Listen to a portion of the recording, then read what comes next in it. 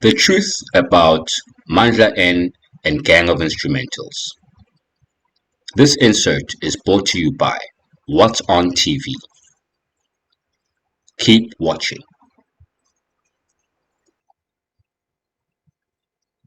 Thanks for having me on this insert. The truth about Mandla N. Yeah, my name is Lomi Fuma.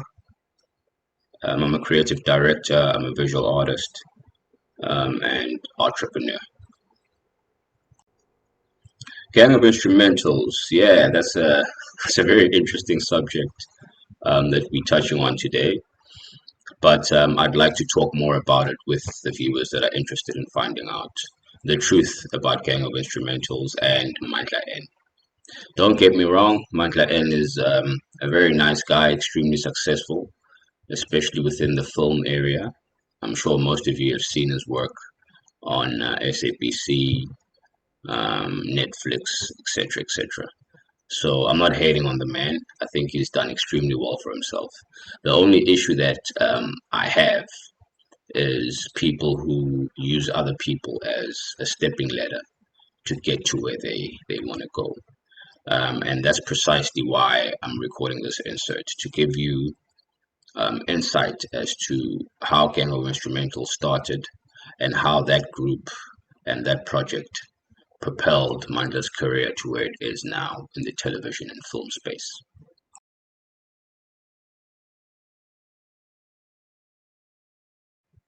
So yeah, just to give you a bit of background, I come from a music family. Um, my father, Utom Vuma, the late, he was a music producer back in the 80s and 70s. He discovered artists like Abu Brenda Fassi, Chico Twala. Um, he worked with Thomas Chauke, and one of his biggest successes was Steve Gegani. Um, he made a lot of hit music back in his days, and this was during the apartheid times when the country was going through a lot of turmoil, and he was able to find himself in a position of producing all these hit records. And it runs in the family, making music. To add to that, my younger brother Ojamela Vuma is also a well-known producer in the country. He's worked for Triple Nine. He's worked for quite a lot of notable record companies, and he's behind a lot of successful artists' music. So we were fortunate, to have my brother right there to sort of help us to build that Gang of Instrumentals project. He was the main producer on it, and he still is doing a lot of work on the audio side for Mandla and film productions. So it all began in Pimville, Soweto, Zone 7. I remember I just moved to Soweto full time because I used to live at KZN.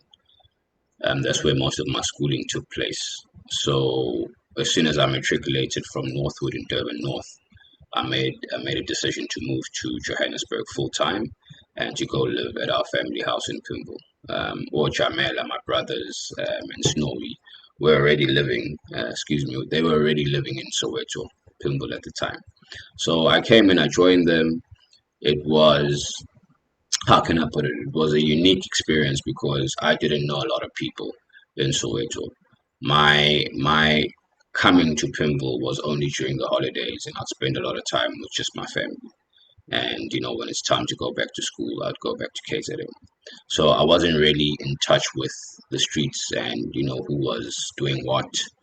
However, I did notice Umandla coming, to our street and more specifically to our house to look for Jamela. And I think they already had a relationship back then because they all stayed in Joburg, and that's how I met Umandla. And funny enough, after meeting Mandla, and we just hit it off. I think we shared a similar mind. We both creative people. We both like to tell stories, and we were driven, and so we hit it off immediately. And we started having talks about the future, about entertainment, about how we actually want to dominate the industry.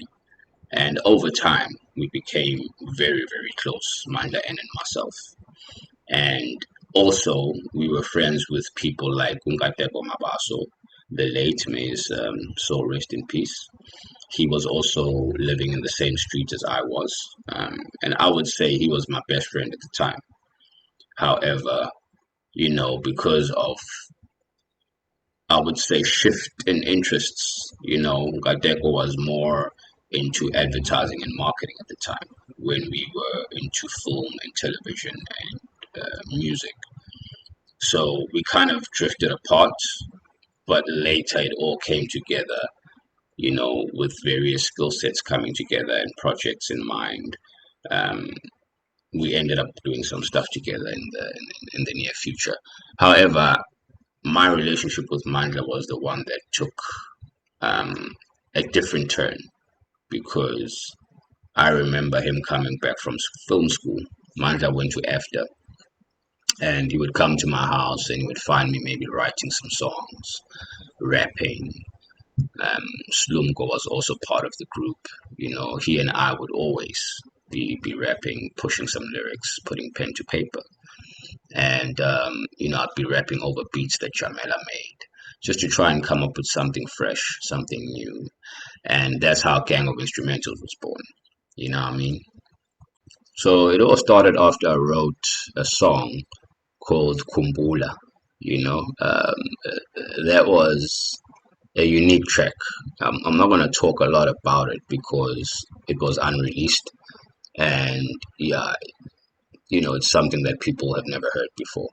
But when Mandla heard that song, he was blown away, and he asked me if he could be part of Gang of Instrumentals. And I said to him, Mandla, look, I'm not going to turn you down because I believe that as an artist, if you can act and you can write and direct, you know, anything is possible. When it comes to rapping, I think a lot of practice is necessary. And also, if you're not someone who's familiar with writing lyrics, you could always rap what we write for you. And that's how we gave Mandla a shot because he didn't really have a music background. What he was more interested and skilled in was the film side of things. And I thought that would be useful down the line. I mean, music goes hand in hand with film. We're shooting videos, we want to shoot electronic press kits, we want to put out material. So his film skills, I knew that would come in handy down the line in our business. Should we go off the ground or something like that? So essentially, I just decided, look, Mandla, let's give you a chance and see how this would go.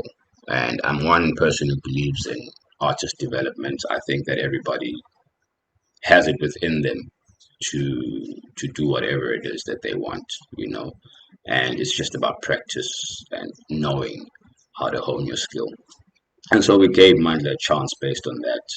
And yeah, he pulled it off. I mean, in some of our rehearsal sessions, we were quite impressed with his rapping, and we were like, "Yo, dog, you ain't too bad at all." And then there were three of us in the gang. My brother couldn't be part of it because he had his own solo career going on, but he was more than willing to produce the album for us. And I remember Manta coming to me again the second time, and he said to me, "Look, bro, don't you think we need a female voice on this record?" And I thought, that's not a bad idea. I mean, Bongo Muffin's doing it, Mafiki's always doing it. It would be quite an interesting thing to add a female voice to the raps that we do. And he proposed that his girlfriend, Dumi Masamola, be part of the group as well. And yeah, we heard her sing, and I must say she's quite talented. And it was very hard to turn her down because she's like very good at singing. And that's how the band came together. And we decided, look, it's time to actually go and record our final track that we're gonna put out into the world. And the gang was born. So our first song we recorded in Randburg at a studio called Mighty Music. That's where Uchamela used to work with Bruce Williams, if I'm not mistaken. So we got to the studio that day. I remember unplanned, we didn't know what we were going to do. And my brother just started like doing his thing.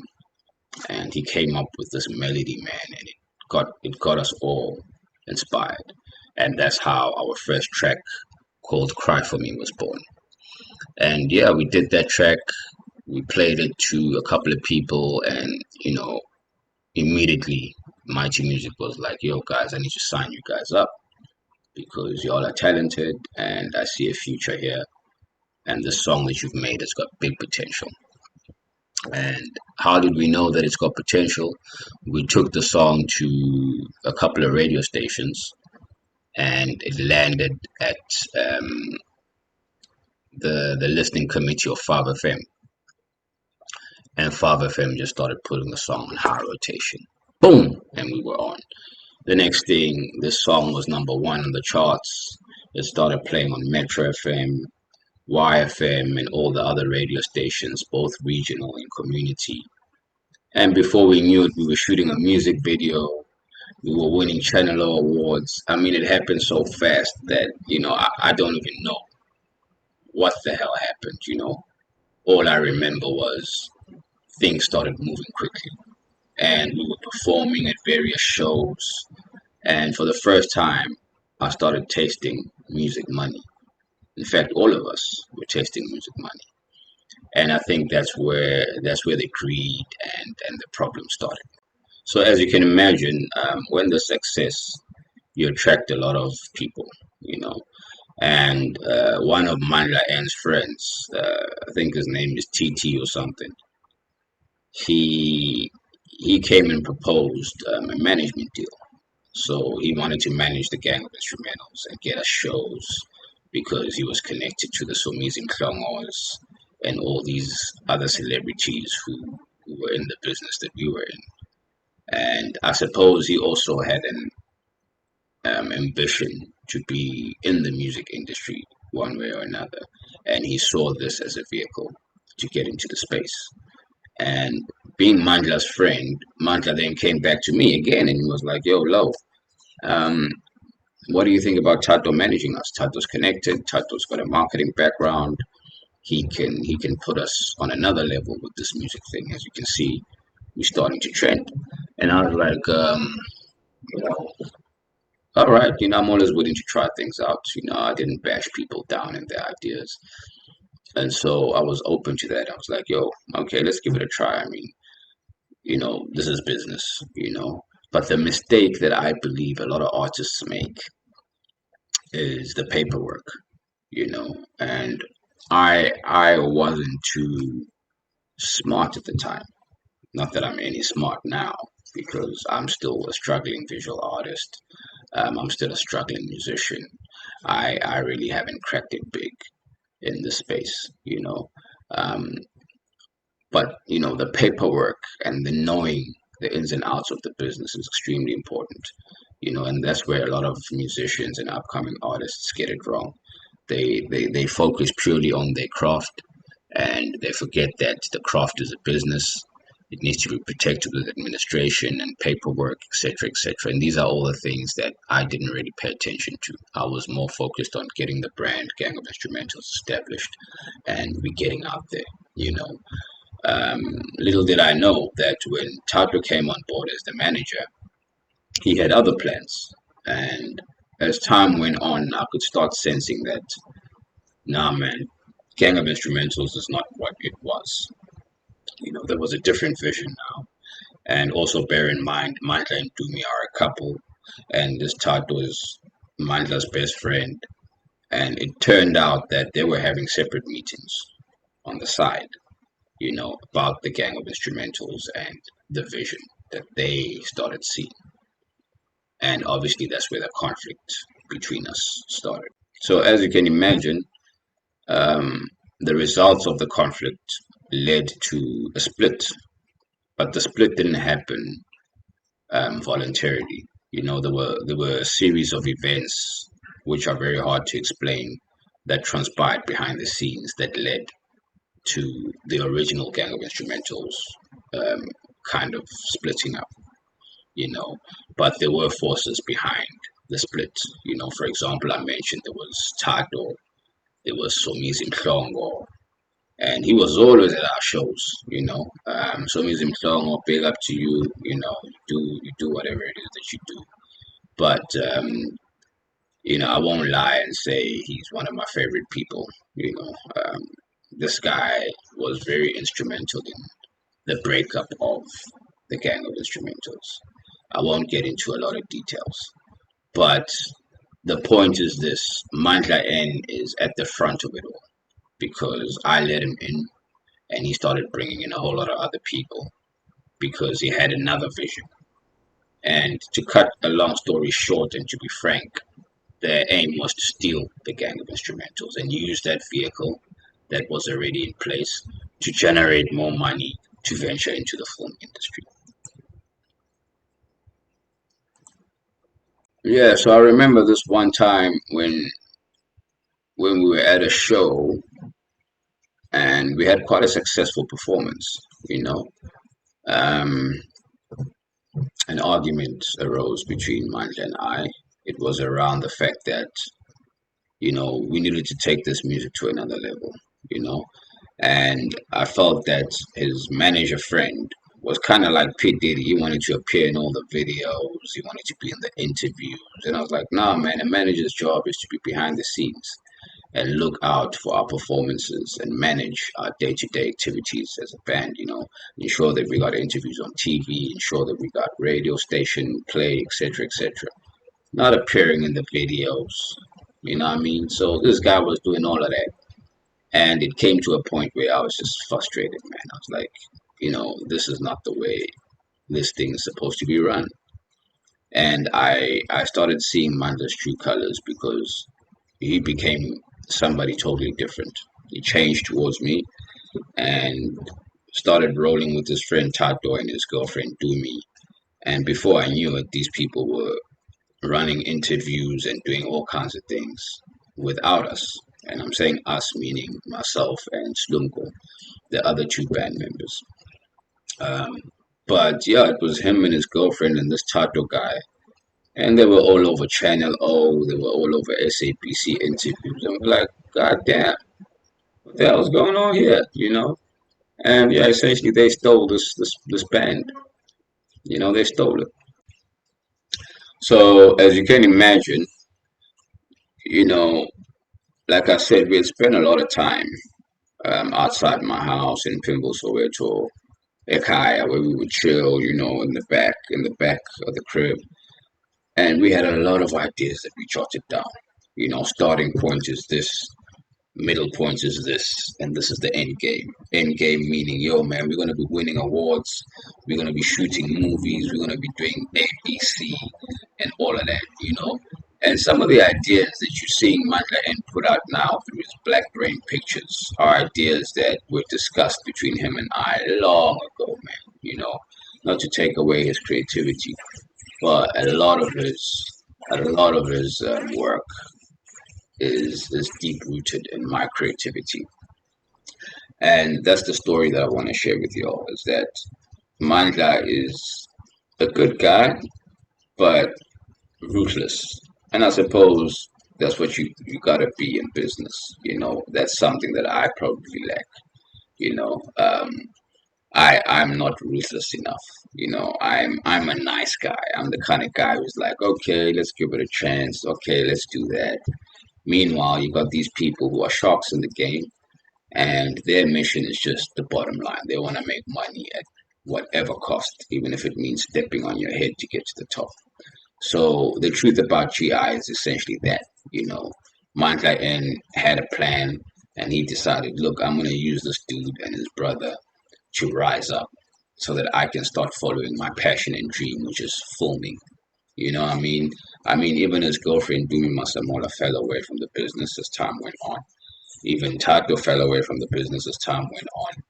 And yeah, at the end of it all, Manga's still running his Black Brain Enterprise solo now. But a lot of people lost out along the way. And I just want to warn any creative person or any artist out there to be careful when you're doing this business. The people that you work with may be your friends or they may be close to you. However, business is business, guys. You always need to make sure that your paperwork is in order. Make sure that you sign the contracts that are necessary to be signed, and protect your ideas. I'm one person who's lost out on lots of money because I just didn't know how to protect my ideas. I never researched that enough. I never paid attention. I was just creating and showing people the creations, and before you know it, your work is out there compromised and people are benefiting from it. So yeah, the truth about Mandla is exactly that, guys. He didn't start Gang of Instrumentals. And one thing that I forgot to mention, Bongo Riot is one successful reggae artist that Mandla was so fortunate to find. And he took him and brought him into Gang of Instrumentals, and they had that song. I think it's called Kudala Ngizula Ngifuna Wena, Mother of my baby, yeah. You are my number one lady. Something like that. But that became a smash hit for Gang of Instrumentals, and I think that's what launched Mandla's film career and his Black Brain Pictures company. So there it is again. You use people to further your agenda. And then when you are at the top, you suppress those people because you don't want the story to come out. You don't want the truth to be known. You know what I mean? So that's just essentially it, guys. Most people don't really tell the truth about how they got to the top, and the underdogs like myself will always be suppressed so that the truth doesn't come out. And yeah, that's why I decided, let me just make this video just to share some light and insight as to how Gang of Instrumental started and its purpose. Its purpose wasn't um, for us to make a band that's going to drop hits on and on and on. Its purpose, according to Mandla, was to use this as a vehicle to raise money to fund his Black Brain enterprise, which is now producing all these movies. Because if you notice, he's not doing music anymore. The music side is being handled by my brother, the same guy who helped us produce Gang of Instrumentals. He's now working for Mandla's um, audio side of the business, meaning he makes all the soundtracks for Mandla's films or for Mandla's sitcoms, sometimes even features in those sitcoms. And as you can imagine, the relationship between my brother and I became dented because he's like rolling with my enemy now. The same person who took from me what I created. But hey, man, I'm not gonna cry over spilled milk. I just thought I'd share that and put that out there. Myself, I'm a visual artist. It's Lomi Vuma.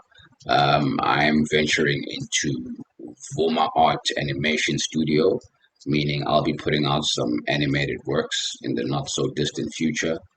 And yeah, I'll keep the masses and the people who are interested in what I do informed as to when I drop this and that. But yeah, keep watching because I think some things will come out in the near future. And I've got a lot of ideas and stories to tell, and I hope that you'll be keen on hearing them out. Thank you for tuning in. Thank you for watching. Peace.